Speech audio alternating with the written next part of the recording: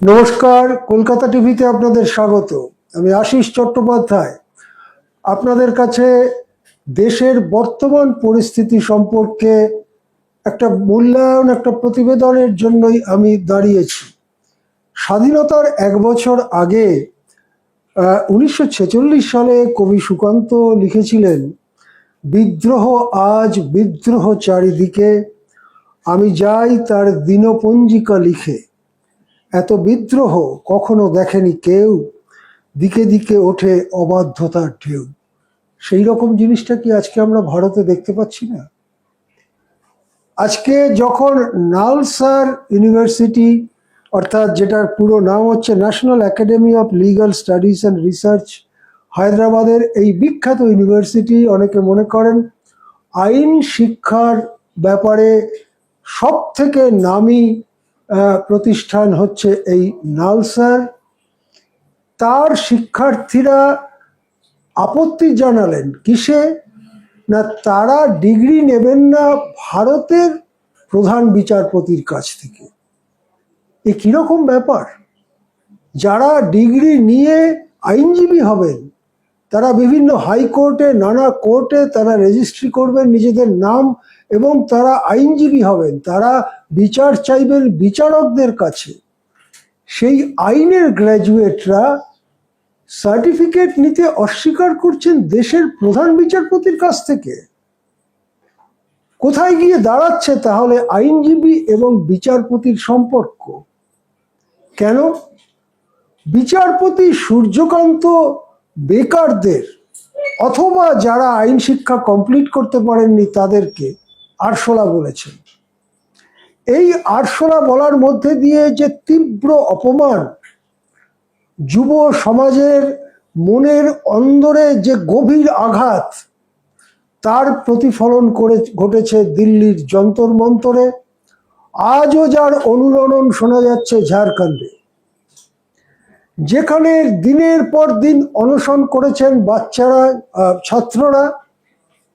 তার সঙ্গে অনশন করেছেন সোনম ওয়াংচুকের মতো সমাজকর্মী।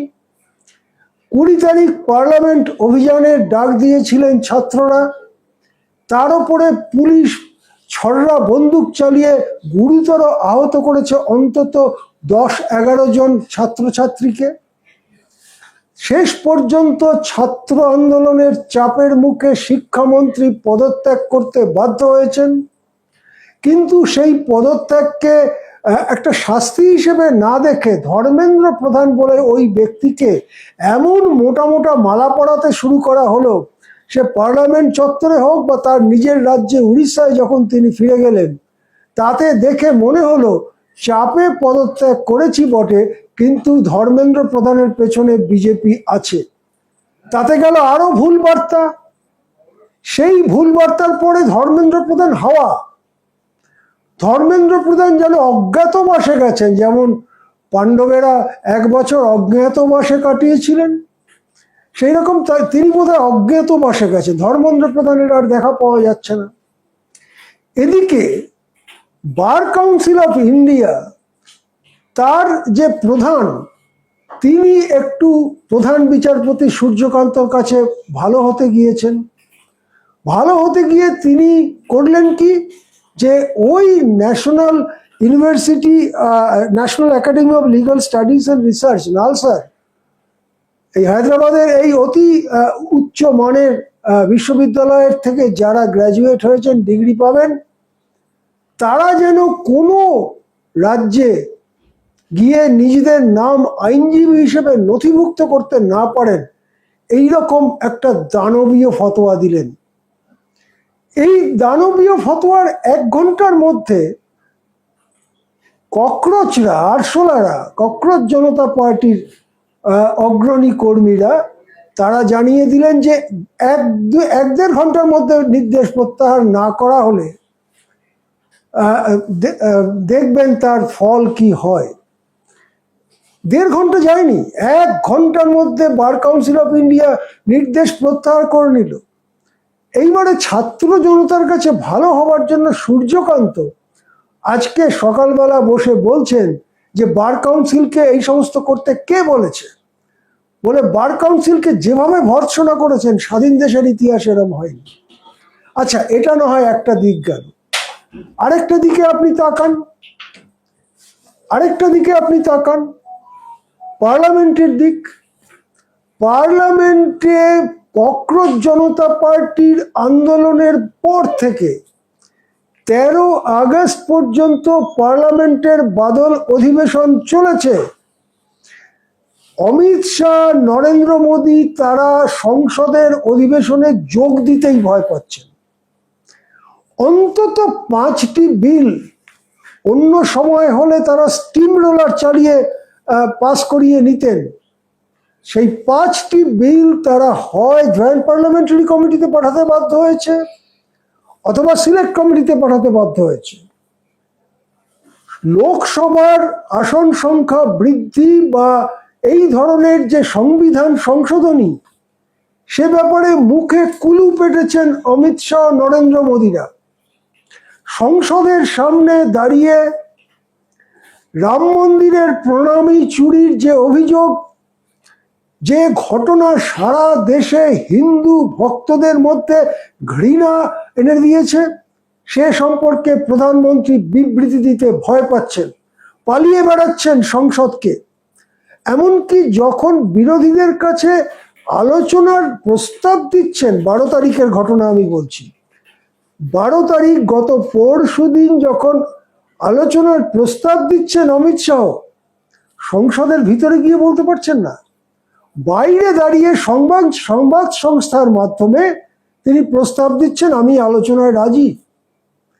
এই রকম রক্ষণাত্মক ভঙ্গি, এই রকম ভীত সন্ত্রস্ত চেহারা, যেখানে দাঁড়িয়ে ক্যাবিনেট মিটিংয়ে প্রধানমন্ত্রী মন্ত্রীদের পরামর্শ দিচ্ছেন, আপনারা সব ইনস্টাগ্রামের সদস্য হয়ে যান, ইনস্টাগ্রামের অ্যাকাউন্ট খুলে ফেলুন এবং সেখানে আপনারা বলতে থাকুন সরকার কত ভালো কাজ করেছে।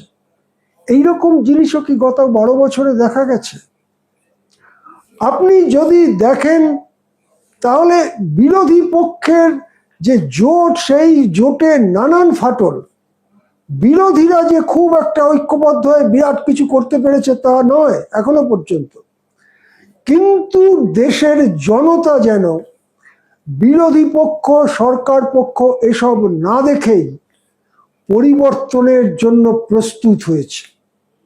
পরিবর্তনের জন্য যখন একটা দেশ উন্মুখ হয়ে ওঠে, তার কতগুলো আগাম লক্ষণ দেখা যায়। এই জিনিসটা আমরা 1977-এ দেখেছিলাম। এই জিনিসটা আমরা হয়তো 2011-তে দেখেছি। এই জিনিসটা আমরা হয়তো 2026-এও দেখেছি। দেখা যায় যে এমন কিছু অদ্ভুত ব্যতিক্রমী ঘটনা ঘটছে, যেটা ঘটার কথা ছিল না, যেটা ঘটার মতো পরিস্থিতি ছিল না কদিন আগেও। সেই রকম পরিস্থিতি যেন ঘটতে শুরু করে এবং তার মধ্যে থেকে পরে আমরা দেখি নির্বাচনে বা অন্য কোনোভাবে একটা পরিবর্তন এসে যায়। আজকে যেভাবে সরকার, শাসক পক্ষ মুখ লুকোচ্ছে, যেভাবে হচ্ছে বিচার ব্যবস্থার মধ্যে চওড়া ফাটল, বার কাউন্সিল অফ ইন্ডিয়া আর সুপ্রিম কোর্টের প্রধান বিচারপতি এরা সব এই ব্যবস্থাটার অঙ্গ। আজকে যেভাবে কোনো আমলা তারা দারুণ ক্ষুব্ধ নানান কাজের জন্য, আর আজকে অন্যভাবে যেভাবে হিন্দুত্ববাদী জিগির আবার নতুন করে তোলবার চেষ্টা করা হচ্ছে, আজকে যেভাবে হিন্দুত্ববাদের পক্ষ থেকে সর্বজন শ্রদ্ধেয় নেতাজি সুভাষচন্দ্র বসুকে মন খুলে গালি দেওয়া হচ্ছে, নেতাজির নামে রাস্তা বদলে অন্য নাম দেওয়া হচ্ছে।